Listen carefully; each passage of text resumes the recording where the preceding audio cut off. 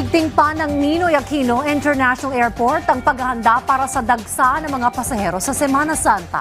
Sa katunayan, mas maraming counters ang binuksan para sa mga biyahero. Yan ang ulat ni Bernard Ferrer.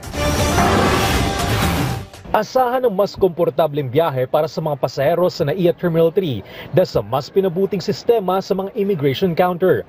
Bunga ito ng pagtutulungan ng Manila International Airport Authority, New NAIA Infra Corporation at Bureau of Immigration.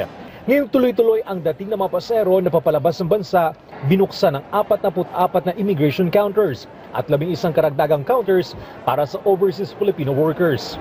Personal pang binisita ni Transportation Secretary Vince Dizon ang pasilidad upang makita ang malaking pagbabago lalo't dagsana ang mga biyahero. Commissioner Viado committed that they would fill all the counters with immigration officers 30 minutes before the start of the peak hour, which is 3:30. Ito yung resulta. Makikita nyo, halos walang pila. May 48 immigration officers din na back up mula sa Bureau of Immigration upang masigurong mabilis ang serbisyo at maiwasan ang pagkaabala ng mga pasahero. Hindi lang po yung departure ang pinagtutuunan po na pansin, pati po yung arrivals. Ito po hindi lang po ngayong Holy Week, but tutuloy-tuloyin po natin. Inaasang higit 1 milyong pasahero ang dadagsa sa NAIA, mas mataas ng 15% kumpara sa mahigit 900,000 pasaherong naidala noong Palm Sunday hanggang Easter Sunday ng nakaraang taon.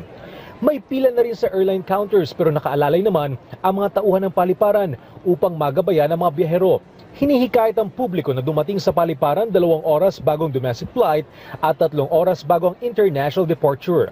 Tiniyak ng DOTR ang kanilang kahandaan alinsunod sa direktiba ni Pangulong Ferdinand R. Marcos Jr. na gawing prioridad ang kaligtasan at kapakanan ng mga biyahero sa panahon ng Semana Santa at bakasyon. Bernard Ferrer para sa Pambansang TV sa Bagong Pilipinas.